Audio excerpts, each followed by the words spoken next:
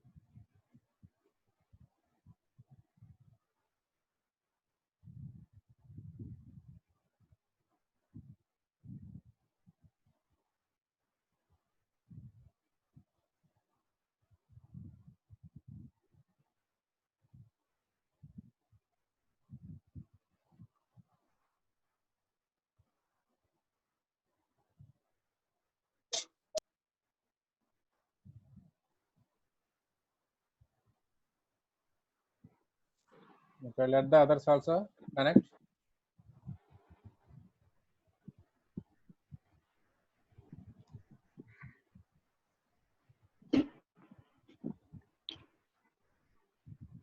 Lakshman Rao, చెప్పు. Sir, K value 0.02 or 0.002, sir? 002. నేను ఎంత రాశాను? Sir, అంటే టెక్స్ట్ బుక్ లో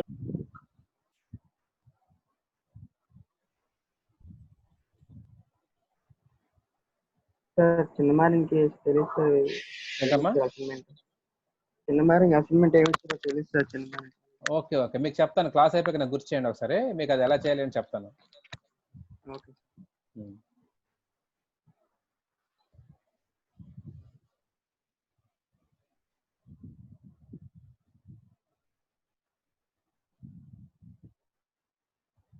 so tell me what is the value of mu. చేశారు ఎవరైనా? మ్యూ వాల్యూ ఎంత వచ్చింది? 0.002, sir. 0.002. ఇదే 0.002 వాల్యూ. అంతకన్నా ఎక్కువ రావాలి. ఈ కే వాల్యూ 0.002 ఉంది. దానికి ఇది యాడ్ అవుతుంది కదా.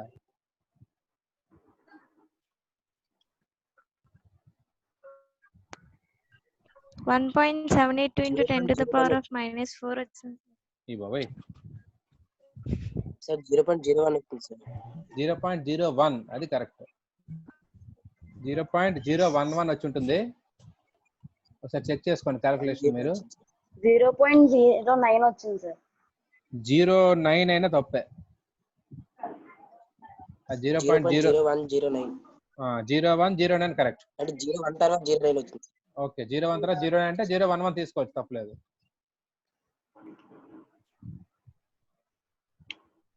సో 0.0109. సో దీన్ని నేను 0.011 తీసుకుంటాను. రైట్. సో వచ్చింది మన మ్యూ వాల్యూ వచ్చింది. ఈ వాల్యూ ఆర్ ఉంది, డబ్ల్యూ ఉంది. Now tell me what is the value of T. T value ఎంత వచ్చింది చెప్పండి.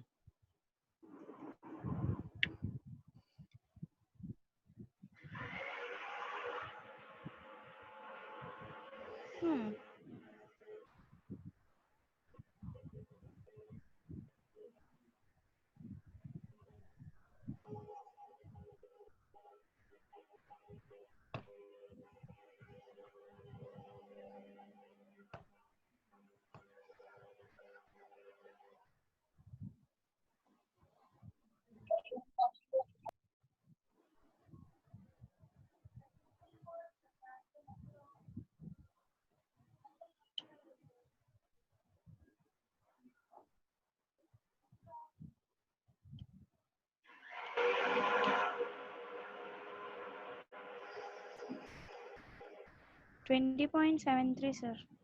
టీఎం అది. ఓకే, టెక్స్ట్ బుక్ లో వాడిన మెథడ్ వాడలేదు. పవర్ ఎంత వచ్చింది? 20.73 సార్. యూనిట్స్ చెప్పాలి నాకు.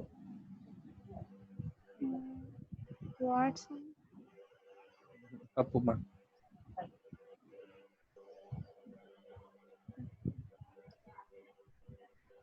సో 2/3 జనరల్ బేరింగ్ కదా 2/3 కదా ఫార్ములా. సో చెక్ చేసుకోండి. Right. So 2/3 multiplied by mu is 0.011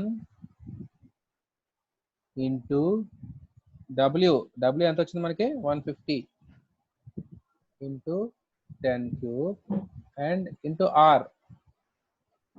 so R ఇక్కడ మనం R ఎందులో వేస్తాం, ఎందులో అయినా వేయచ్చు. న్యూటన్ మీటర్లో కావాలనుకుంటే మనం మీటర్లో వేస్తాం. So I will substitute this in meters into 0.3. నేను మీటర్లో వేసాను. సో నాకు వచ్చే వాల్యూ కూడా న్యూటన్ మీటర్లో వస్తుంది. ఈ వాల్యూ క్యాలిక్యులేట్ చేసి చెప్పండి ఎంత వచ్చిందో కరెక్ట్గా.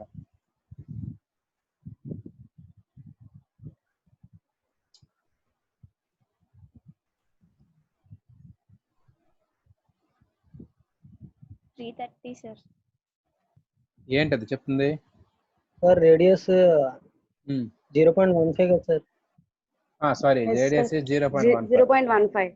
Very good, very good.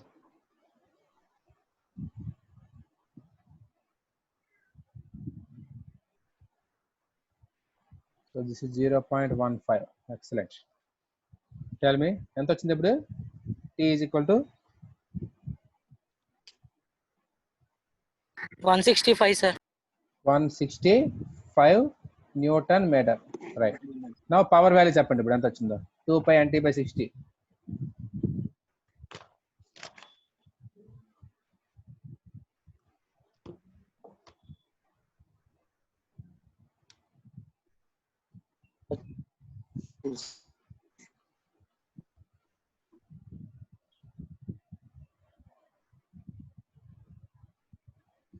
So చెప్పు. ఏంటమ్మా వినపట్లేదు, నీ వాయిస్ కట్ అవుతుంది. 0.1 కిలోవాట్. ఎంత?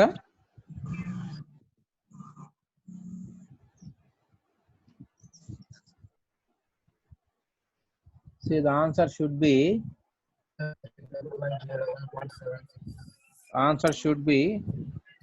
ఓకే ఇక్కడ కిలో జౌల్స్ పర్ మినిట్ లో వచ్చాడు. No issue. మీకు ఎంత వచ్చింది చెప్పండి నాకు answer. 31101.76 sir. Okay, 311.76 sir. 01.76 sir. 31101.76 అంతేనా వచ్చింది? Yes sir. ఇదేంటిది? పవర్ ఇన్ వాట్స్ వస్తుంది. Yes sir. ఓకేనా? రైట్. సో వాట్స్ అంటే మనకి జౌల్ పర్ సెకండ్ వస్తుంది. జౌల్ పర్ సెకండ్ అంటే 31.101 కిలో జౌల్స్ పర్ సెకండ్ వస్తుంది. మనకి పర్ మినిట్ కావాలి అంటే ఇంటూ 60 చేయాలి. మన జనరల్గా కిలో జౌల్స్ పర్ మినిట్లో ఇచ్చాడు. మీరు ఇలా వేసినా పర్వాలేదు, పర్ మినిట్ కూడా చెక్ చేయండి ఎంత వస్తుందో. ఇంటూ 60 వేసి నాకు ఎంత వచ్చింది చెప్పండి. 1866.10 sir. 1866.03. 1866.106 sir. 106 kilo joules per minute. Text book లో ఆన్సర్ కి మనకి తేడా వచ్చింది. టెక్స్ట్ బుక్ లో ఆన్సర్ ఏంటంటే 2799 వచ్చింది. ఒకసారి మీరు క్రాస్ చెక్ చేసుకోండి, అది ఈ క్యాలిక్యులేషన్ అంతాను చేసుకొని నాకు కన్ఫర్మ్ చేయండి తర్వాత. ఓకే. అండ్ ఇక్కడ మనం ఏంటంటే మనకు మెథడ్ చూద్దాం. ఎంతవరకు పవర్ క్యాలిక్యులేట్ చేయాల్సి వస్తే first of all T find out చేసి తర్వాత మనం పి వెళ్తున్నాం 2π/60 అని. సో మనకి power is equal to 2π/nt/60. T is equal to 2/3 μWr. Okay. So ఇప్పుడు ఈ టీ అనేది 2/3 μWr కదా, దాన్ని ఇక్కడ సబ్స్టిట్యూట్ చేస్తారు. చేస్తే ఏమొస్తుంది చూడండి, μWr. ఒక నిమిషం.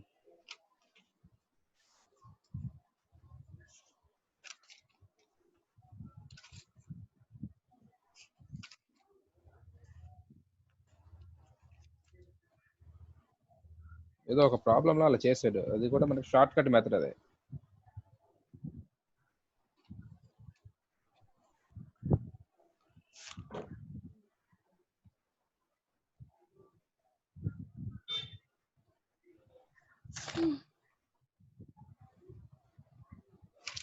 చంపేశారు.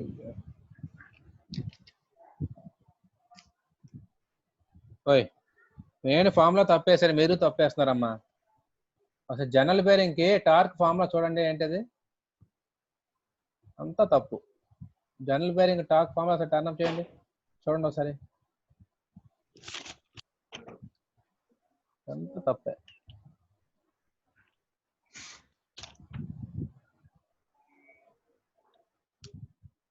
Turn your notes and tell me.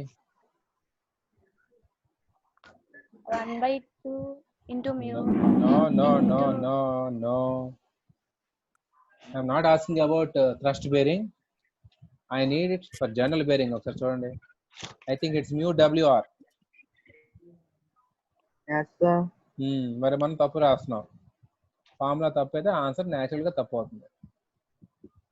Okay right. ఇప్పుడు చెప్పండి mu WR ఎంత వస్తుందో చెప్పండి.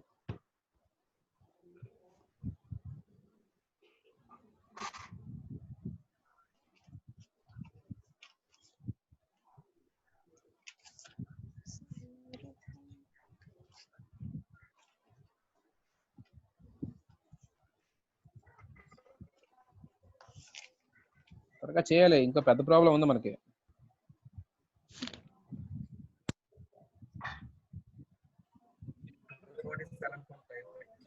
వినపట్లేదు. 247.55 Yes, sir. Newton Newton mm. Metre. ఎంఎంలో వేస్తారా న్యూటన్ మీటర్లోనా? I think this should be Newton metre. R అనేది మీరు మీటర్లో వేస్తే ఇక్కడ మీటర్లో వస్తుంది. మీరు మీటర్లో వేసారా ఎంఎంలో వేసారా? మీటర్లోనే వేసుకోండి. మీటర్లో వేస్తే వాల్యూ వచ్చిందా? మీటర్లో వేస్తే 6750 వచ్చింది సార్. మీటర్లో వేస్తే తక్కువ రావాలి కదమ్మా, ఎక్కువ ఎందుకు వస్తుంది? ఇక్కడ నేను చేయాలా? సార్ మీరు వేసింది రైటే సార్. కరెక్టా నేను వేసింది? మీటర్లో వేస్తే వచ్చిన వాల్యూ అనేది? Yes sir.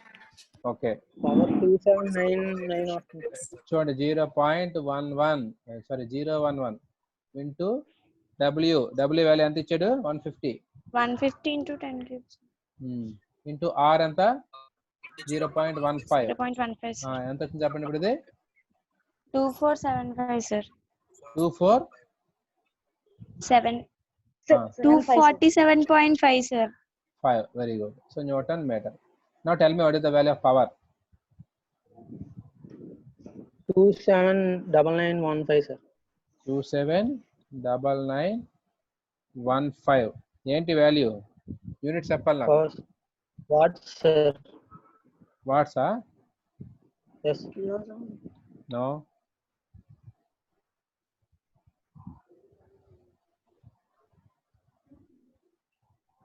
Joule per minute. Joule per minute. ఇది జౌల్ పర్ మినిటా కిలో జౌల్స్ పర్ మినిటా?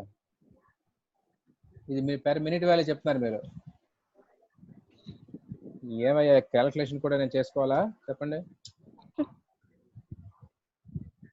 2 ఇంటూ ఇందులో 5 రాదు మా సెల్ ఫోన్లోనే.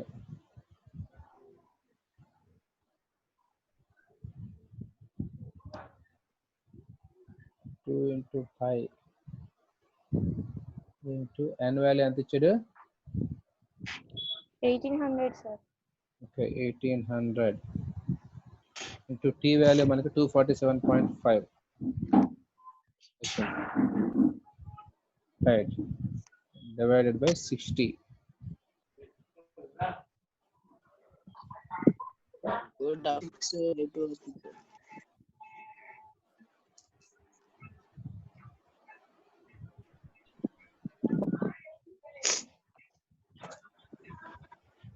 ఓకే టెక్స్ట్ బుక్ లో ఆన్సర్ తప్పించినట్టుగా ఉంది. I think this should be in minutes.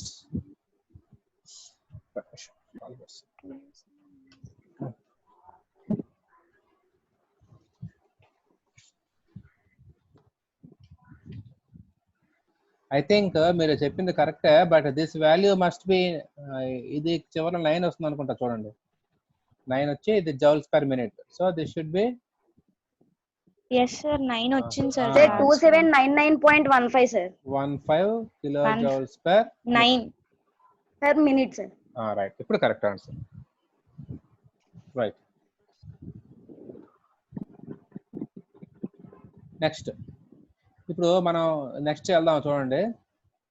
Tea is equal to mu W R మనకు తెలుసు. ఇది T is equal to mu W R మనకు తెలుసు. అలాగే పీ ఈజ్ ఈక్వల్ టు 2π/60 అని కూడా తెలుసు. ఇది మీకు షార్ట్ కట్ మెథడ్. ఇంటూ ఎన్ అంటూ టీ బదులు ఇక్కడ నేను మ్యూ డబ్ల్యూఆర్ వేస్తాను చూడండి. మ్యూ డబ్ల్యూఆర్ బై 60 వేస్తాను. The same time 2πn mu WR బదులు d/2 వేస్తాను చూడండి బై 60. ఓకే, సో ఈ 2k క్యాన్సిల్ అవుతుంది. రైట్. నా ఇప్పుడు ఏం చేస్తానంటే ఈ పై డిఎన్ 3 పక్క తెస్తాను. పై డిఎన్ 3 పక్క తెచ్చాను బై 60 వేస్తున్నాను into mu W. Okay, so this pi DN by 60 is nothing but v, linear velocity v into u into w. So మీకు వెలాసిటీ ఈజీగా ఫైండ్ అవుట్ చేసుకునే వెలాసిటీ ద్వారా కూడా మీరు కనుక్కోవచ్చు. సో వెలాసిటీ ఎలా వస్తుంది? సో ఈ రకంగా మీకు వచ్చిన పవర్ అనేది మీకు వాట్స్ లో వస్తుంది. ఈ పవర్ మీకు వాట్స్ లో వస్తుంది. So where v is equal to pi DN by 60. So మీరు v వాల్యూ ఫైండ్ అవుట్ చేసి డైరెక్ట్ గా ఈ ఫార్ములాలో వేసేస్తే మీకు పవర్ వచ్చేస్తుంది. అలాగనే చేసుకోవచ్చు. This is the short cut method. So here velocity మనకి మీటర్స్ పర్ సెకండ్ లో వస్తుంది. మీకు ఏది ఈజీ అయితే అది చేసుకోండి. Right, let us move to the next. Yes, short మెసేజ్లు బాగా వస్తున్నాయి. ఏంటిది? ఓకే,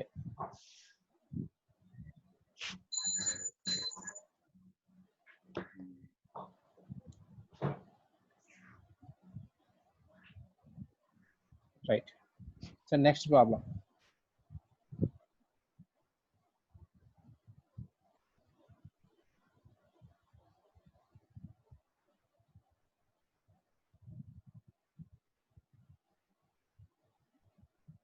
ఇది కొంచెం లెంగ్తీ ప్రాబ్లమే, బట్ ఎస్ఏ క్వశ్చన్ చూడండి.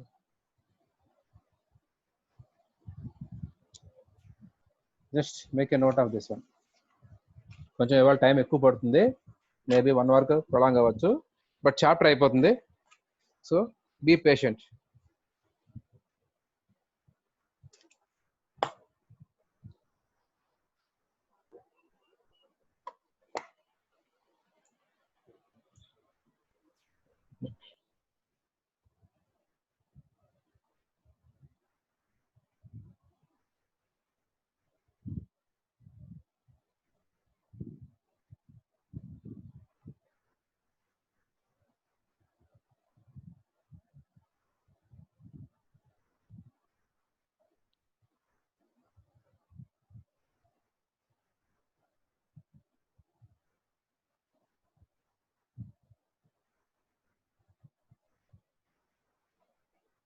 అందరూ నోట్ చేసుకుని ప్రాబ్లం త్వరగా నోట్ చేసుకొని చెప్తే స్టార్ట్ చేస్తాను.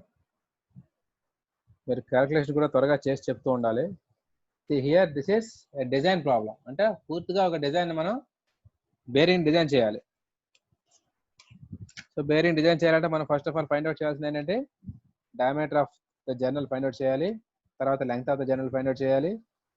ఆ తర్వాత remaining things like power lost in friction, coefficient of friction, heat generated power lost in friction ఒకటే, బేరింగ్ ప్రెజర్, బేరింగ్ మాడ్యూల్, ఇవన్నీ మనం ఫైండ్ అవుట్ చేయాల్సింది. చూద్దాం, డీటెయిల్ గా చెప్తాను. Otherwise I shall give this for homework.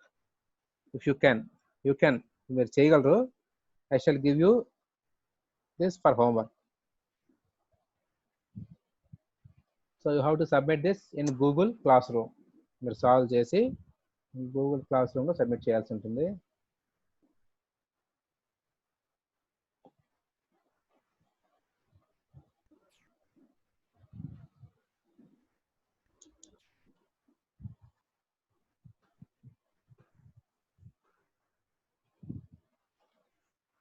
అయితే నేను ఇక్కడ ఒక చిన్న చేంజ్ చేస్తాను. ఆ చేంజ్ ఏంటి అంటే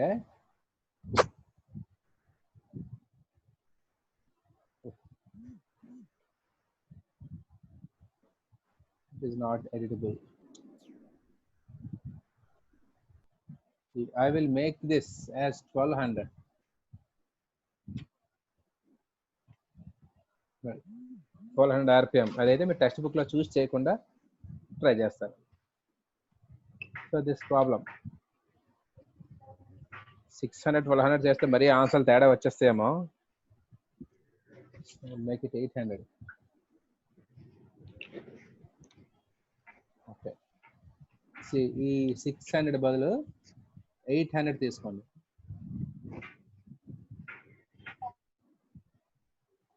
This is the problem. So you have to do this in Google Classroom. Don't worry, నేను చెప్తాను ఇప్పుడు డీటెయిల్గా ఎలా చేయాలో చెప్పాక అప్పుడు మీరు చేద్దాం.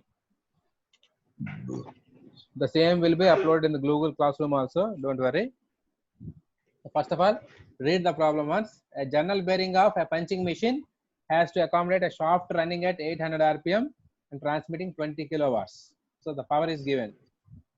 The shear stress of the shaft material is 60 newtons per square millimeter. So design the journal bearing for the following working conditions. బయట ambient temperature ఇచ్చాడు, ఆయిల్ ఏమో SAE 20 అంటే దాని Z వాల్యూ ఇచ్చాడు, ఆపరేటింగ్ టెంపరేచర్ అంటే బేరింగ్ టెంపరేచర్ లోపల ఎంత generate oil యొక్క టెంపరేచర్ అనమాట. ఆపరేటింగ్ టెంపరేచర్ అంటే ఎంత టెంపరేచర్ వరకు ఆయిల్ రీచ్ అవుతుందని ఇచ్చాడు.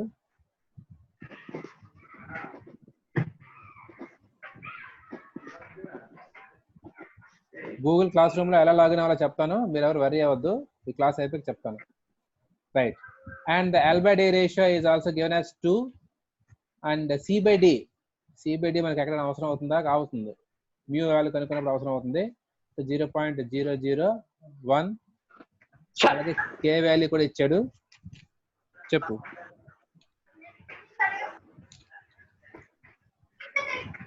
K వాల్యూ కూడా ఇచ్చాడు 0.02 అని చెప్పి ఇచ్చాడు. Right, okay. సో ఇక్కడ మనం ఫైండ్ అవుట్ చేయాల్సింది ఏంటంటే ఫస్ట్ ఆఫ్ ఆల్ డిజైన్ చేయమన్నాడు.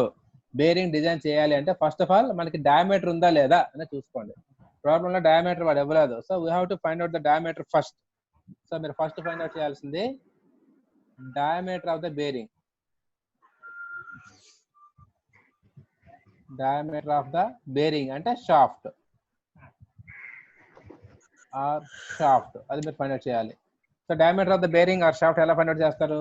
మనకి వాడు పవర్ ఇచ్చాడు, దాన్ని బట్టి టార్క్ ఫైండ్ అవుట్ చేస్తారు. టార్క్ ఇచ్చాక మీకు స్ట్రెస్ వాల్యూ కూడా ఇచ్చాడు. So all of you know that T is equal to pi by 16 tau d cube అనే ఫార్ములా తెలుసు. టౌ అంటారు లేకపోతే మీరు FS అంటారు నాకు తెలీదు.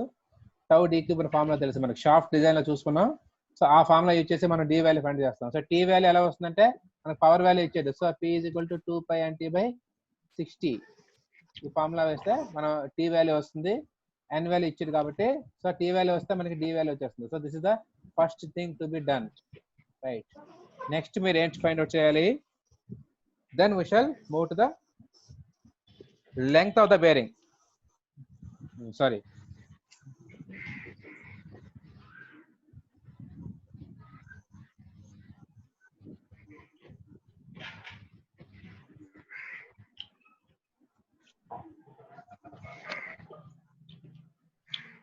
Just wait. Torque value మీకు ఆల్రెడీ వచ్చింది కాబట్టి we have to find out the load. Load value కూడా మనం ఫైండ్ అవుట్ చేయాలి. లోడ్ కూడా ఇవ్వలేదు కదా. సో లోడ్ వాల్యూ మనకి ఎలా వస్తుంది? జనరల్గా మనకి torque is equal to W into R, load into R. So ఈ ఫార్ములా బట్టి మనకు వస్తుంది. So load is equal to torque by R, torque by R. దీన్ని బట్టి మనకి లోడ్ వస్తుంది. R వాల్యూ మనకి అంటే D ఎక్కడ వస్తుంది కాబట్టి మనకి R వాల్యూ కూడా వచ్చేస్తుంది. సో చేయండి. అండ్ దెన్ మీరు ఫైండ్ అవుట్ చేయాల్సింది W కూడా వచ్చిన తర్వాత sizes of the bearing find out చేయాలి. So size of the bearing find out చేయాలంటే first of all D value మన దగ్గర ఉంది already. So L find out చేయాలి. L ఫైండ్ అవుట్ చేయాలంటే ఇక్కడ మనకి L by D రేషియో ఇచ్చాడు. L by D is equal to 2 అని ఇచ్చాడు. So L is equal to 2D, అది వచ్చేస్తుంది మనకి. నెక్స్ట్ మీరు ఫైండ్ అవుట్ చేయాల్సింది బేరింగ్ ప్రెజర్ ఫైండ్ అవుట్ చేయాలి. బేరింగ్ ప్రెజర్ ఫైండ్ అవుట్ చేయాల్సి ఉంటుంది. అంటే మనం ఇంతవరకు ఈ చాప్టర్ లో ఏంటంటే ఫైండ్ అవుట్ చేసామో అన్ని ఇక్కడ తెలుసుకోవాలి. So bearing pressure P is equal to W by area. Area అంటే L into D అని తెలుసు. So that is W by L into D. దీన్ని బట్టి బేరింగ్ ప్రెజర్ మనకు వస్తుంది. అలాగే bearing modulus is also a property.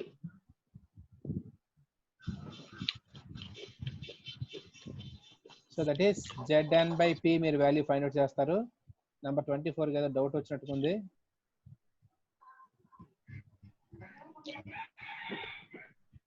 చెప్పు number 24.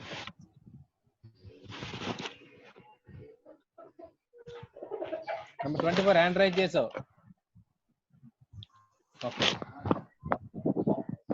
Next Zn by P value మరి ఫైండ్ అవుట్ చేసిన తర్వాత then you have to find out what is the value of mu.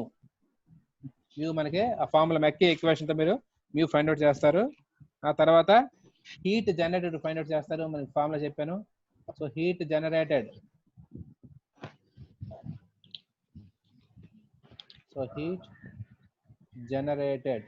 so heat generated or చెప్పు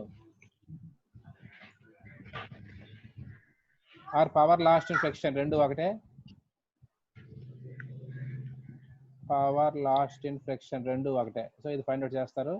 next one is heat dissipated, ఇది కూడా find out చేస్తారు.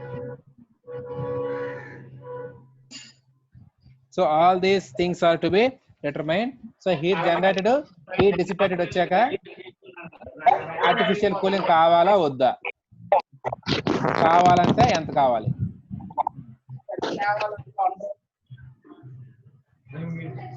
These are the things to be determined. So mute చేసుకుంటే బాగుంటుంది, నేనే చేస్తున్నానండి. Sir చెప్పు. అంటే టీ క్వశ్చన్ మ్యూడబ్ల్యూఆర్ కదా సార్, అంటే లోడ్ ఎలా వస్తుంది అలాంటప్పుడు? ఆ T is equal to mu W R అనేది నీకు ఫ్రిక్షనల్ టార్క్, అది వేరు. ఈ టార్క్ ఇది ఇక్కడ, ఈ టార్క్ వేరు మళ్ళీ. ఇది టార్క్, ఇది మ్యూ డబ్ల్యూఆర్ అనేది ఫ్రిక్షనల్ టార్క్. ఇది మనం డిజైన్ ఆఫ్ షాఫ్ట్ లో నేర్చుకున్నాం టార్క్. అది ఆ టార్క్ లో అంత టార్క్ మన ఫ్రిక్షన్ మ్యూ డబ్ల్యూఆర్ అనే టార్క్ పోతుంది friction. Don't get confused. ET వేరు ఆర్టీ వేరు. సో మీరు ఫస్ట్ ఫైండ్ అవుట్ చేస్తుంది డయామీటర్ ఫైండ్ అవుట్ చేస్తారు. And then you have to go for the load value. Load value find out చేసిన తర్వాత length of the bearing find out చేస్తారు. Bearing pressure, bearing module, mu, heat generated, heat dissipated, artificial cooling required. So మీరు ఇది homework submit చేయాల్సి ఉంటుంది Google class room లోనే. So మీరు వీలైతే ప్రాబ్లం నోట్ చేసుకుంటే పర్వాలేదు, లేదంటే స్క్రీన్ షాట్ అనేది తీసుకోండి. And here the RPM is changed 800 RPM. ఎందుకంటే చేంజ్ చేశాను నేను. ఇలా ఉంచితే టెక్స్ట్ బుక్ లో యాజ్ గా మీరు కాపీ చేసేస్తారు కాబట్టి మీరు యాక్చువల్గా సాల్వ్ చేయాలి. అందుచేత మీకు ఆర్పిఎం ఒకటే మార్చాను. దాన్ని బట్టి మిగతా వాల్యూస్ మీరు ఫైండ్ అవుట్ చేయండి. సో ఇప్పుడు డౌట్ ఉంటే మీరు టెక్స్ట్ బుక్ రిఫర్ చేయండి, యాజ్ గా ప్రాబ్లం సాల్వ్ చేయండి. సో ఈ ఒక్క ప్రాబ్లం మీరు సాల్వ్ చేస్తే బేరింగ్స్ లో ఏదైనా చేసేస్తారు. ఇంకా ఎప్పుడు సబ్మిట్ చేయాలి సార్? 1 డే ఇస్తుంది దీనికి టైం. రేపటిలోగా సబ్మిట్ చేయాలి మళ్ళీ, ఈ రోజు నుంచి రేపు రాత్రి లోపు. Okay, I shall post the same problem class room also. Right. So ఇంకేమైనా డౌట్స్ ఉన్నాయా? And next topic is lubricants. చిన్న టాపిక్ ఇది లూబ్రికెంట్స్ అనేది. జస్ట్ డిస్కస్ చేసుకుందాం, 10 నిమిషాల్లో అయిపోతుంది. సో లూబ్రికెంట్స్ మనం దేనికి వాడతాం? What is the purpose of a lubricant? It is not cooling, to minimize the friction, to reduce the friction. So మనకి స్లైడింగ్ కాంటాక్ట్ బేరింగ్ తీసుకోండి, రోలింగ్ కాంటాక్ట్ బేరింగ్ తీసుకోండి. ఎక్కడైనా ఫ్రిక్షన్ ఉంటుంది, ఎక్కువ తక్కువలు ఉంటాయి కానీ ఫ్రిక్షన్ అయితే ఉంటుంది. ఆ ఫ్రిక్షన్ రిడ్యూస్ చేయడం కోసం we have to apply lubricant in the bearings. So these lubricants reduce the friction. The first purpose is reduce the friction. So not only reducing the friction, next it also carry away the heat. So అక్కడ ఏమైనా heat generate అయితే దాన్ని కూడా తీసుకెళ్ళిపోతుంది.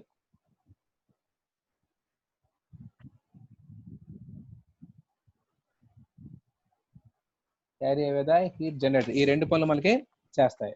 So మనకి different types of lubricants ఉంటాయి.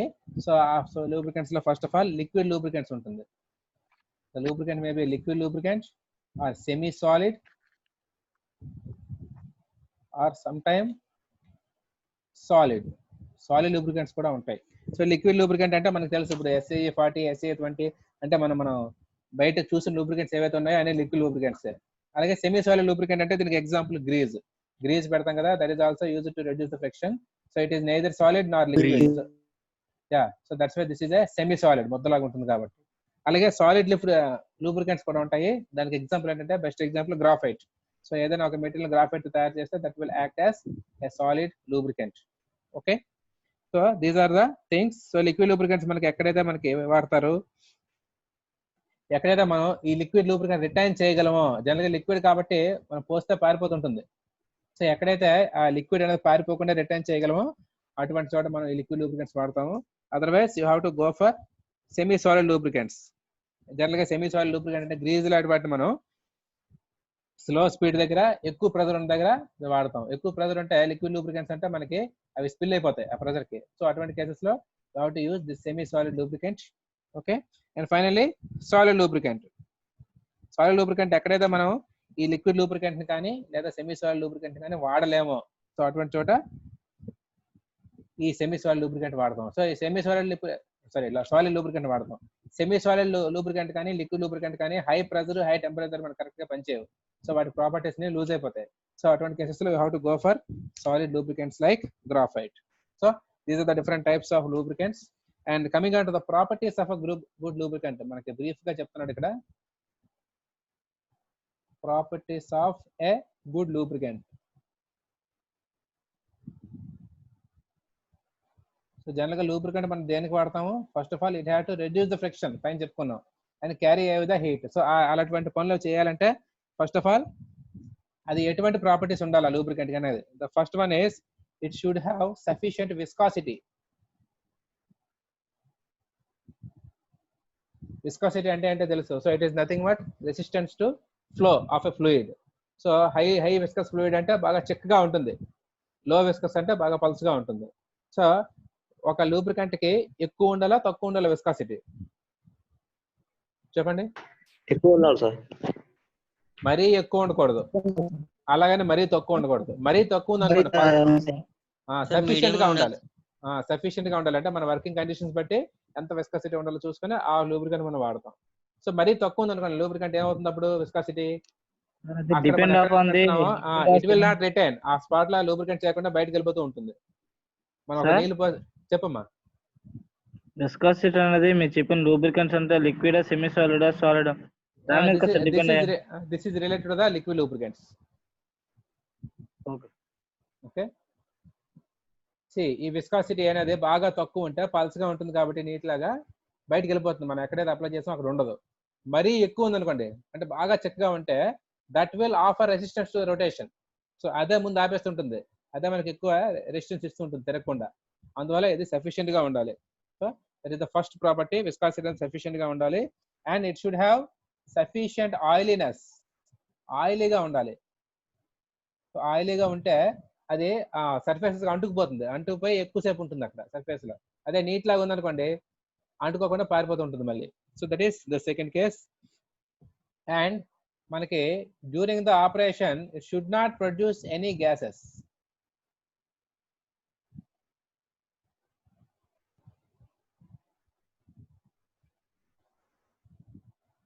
It should not produces any gases during the operation. అంటే మనకి ఈ రన్నింగ్ షాఫ్ట్ గా రన్నింగ్ లో ఉన్నప్పుడు మనకి హై టెంపరేచర్స్ వస్తాయని చెప్పుకున్నాం.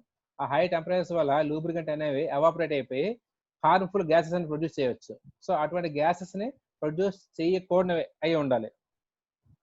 So all these are the required basic required properties of the lubricant. ఇంకా డిఫరెంట్ ప్రాపర్టీస్ ఉంటాయి, మనకి అన్ని ఇప్పుడు అవసరం లేదు. Just brief ga you can expect a 5 marks question or a 3 marks question from this. Okay, so this is how you have to explain about the lubricant. Cheppu. High flash point 5.1 అన్ని ఉంటాయి ఇక్కడ, అన్ని చెప్పట్లేదు. So it should have high flash point, high fire point, ఇవన్నీ మీకు detail గా ఉంటాయి. మనకి రేడియంట్ బుక్ లో ఇవ్వలేదు కానీ ఫ్లాష్ పాయింట్ ఫైర్ పాయింట్ అంటే ఏంటి చెప్పగలరు కదా, మీరు ఫ్యూయల్స్ ల్యాబ్ లో నేర్చుకున్నారు. అంటే మనకి అక్కడ హై టెంపరేచర్స్ ఉంటాయి కాబట్టి ఈ ఫ్లాష్ పాయింట్ తక్కువ ఉంది అనుకోండి ఫైర్ పాయింట్ కానీ, సో త్వరగా అది ఫైర్ ని క్యాచ్ చేసే అవకాశం ఉంటుంది. అందువల్ల అవి కూడా ఎక్కువ ఉండాలి. So there are lot of properties for the lubricant. అన్ని ఇక్కడ డిస్కస్ చేయట్లేదు, ఈ మెయిన్ ప్రాపర్టీస్ ఇవి డిస్కస్ చేసాం అంతే. Okay sir semi solid lubricant grease చూసావు ఎప్పుడైనా ఆటోమొబైల్స్ లో వాడతాము. So that is neither solid nor liquid, ముద్దగా ఉంటుంది కాబట్టి. సెమీ సాలిడ్ అంటే ముద్దలా ఉంటుందని అర్థం, లిక్విడ్ అంటే లిక్విడ్ లాగా ఉంటుంది అంతే. సార్ వ్యాక్స్ మెటీరియల్ జనరల్ గా వాడం. చెప్పమ్మా. అంటే దేనికి ఎంత వస్తుంది సార్? ఈ మూడు కేటగిరీలో వ్యాక్స్ లూబ్రికెంట్ కింద ఉపయోగిస్తారు సార్ వ్యాక్స్ ని. వ్యాక్స్ లూబ్రికెంట్ కింద మన ఇండస్ట్రియల్ అప్లికేషన్స్ అయితే వాడడం, ఎందుకంటే అది హై టెంపరేచర్ రిటైన్ అవ్వదు. టెంపరేచర్ పెరిగిందంటే వెంటనే కరిగిపోతుంది, కరిగిపోయి మనకి లూబ్రికేషన్ ఎక్కడైతే అవసరం అవుతుందో అక్కడ కాకుండా బయటికి వెళ్ళిపోతుంది. అందువల్ల వ్యాక్స్ ని మనం వాడం. వ్యాక్స్ అనేది రెండు స్టేట్ లో ఉంటుంది, it can be in liquid state or semi solid. పూర్తిగా అయితే సాలిడ్ స్టేట్ లో కూడా వచ్చేస్తుంది. So wax is different. Okay okay sir, thank you. ఇంకా ఏమైనా డౌట్స్ ఉన్నాయా? Thank you sir. Right, so మన టైం కూడా అయిపోవచ్చింది. So if you don't have any doubts you can leave. And those who are having doubt about the Google classroom అనేది ఎలా అసలు చేయాలి, అందులో హోంవర్క్ ఎలా సబ్మిట్ చేయాలి అనే వాళ్ళు మాత్రం మీరు ఒకసారి ఉండండి, మీకు చెప్తాను నేను. ఓకేనా? అలాగే శర్మ రెస్పాండ్ అవ్వు సార్. నువ్వు గూగుల్ క్లాస్ రూమ్ వాడుతున్నావు కదా? Yes sir. Okay right, so నువ్వు ఎక్స్ప్లెయిన్ చేయి. నేను ఒక అసైన్మెంట్ ఎలా పెట్టాలో ఎవరికి పెట్టావు ఫోన్, ఇప్పుడు మళ్ళీ ఎక్స్ప్లెయిన్ చేయి వెంటర్స్. అంటే ఆ గ్రూప్ లో ఉన్నది కేవలం విజయనగరం స్టూడెంట్స్ ఉంటారు, ఈ చిన్నమేరంగి గొప్పలక్ష్మీపురం స్టూడెంట్స్ కి తెలియదు. అందుచేత ఏం చేస్తామంటే నీకు షేరింగ్ ఆప్షన్ ఇస్తాను. Okay sir. షేరింగ్ ఆప్షన్ ఇచ్చాక నువ్వు అసలు ఎలా క్రియేట్ చేసుకోవాలి ఐడి, క్లాస్ రూమ్ లో మనం ఎలా లాగిన్ అవ్వాలి అనేది అంతా ఎక్స్ప్లెయిన్ చేయాలి. తర్వాత అసైన్మెంట్ మనం ఎలా చూసుకోవాలి, ఎలా సబ్మిట్ చేయాలని ఎక్స్ప్లెయిన్ చేయాలి. సరే, so those who are having doubt they have to stay here and others can leave. Google classroom గురించి తెలుసుకుందాం అనుకున్న మాత్రం ఉండండి, మిగతా వాళ్ళు మీరు వెళ్ళిపోవచ్చు. అయితే ప్రస్తుతం మీటింగ్ టైం కూడా అయిపోయింది కాబట్టి నేను మళ్ళీ రీకనెక్ట్ చేస్తాను. రీకనెక్ట్ అయ్యేటప్పుడు ఆ ఇంట్రెస్ట్ ఉన్న వాళ్ళు మాత్రం రండి. చిన్నమేరంగి అండ్ గమలక్ష్మీపురం స్టూడెంట్స్ మీరు మాత్రం మళ్ళీ కనెక్ట్ అవ్వండి ఖచ్చితంగా. అలాగే విజయనగరం స్టూడెంట్స్ మాత్రం ఎవరికైనా డౌట్ ఉంటే వాళ్ళు మాత్రం కనెక్ట్ అవుతారు.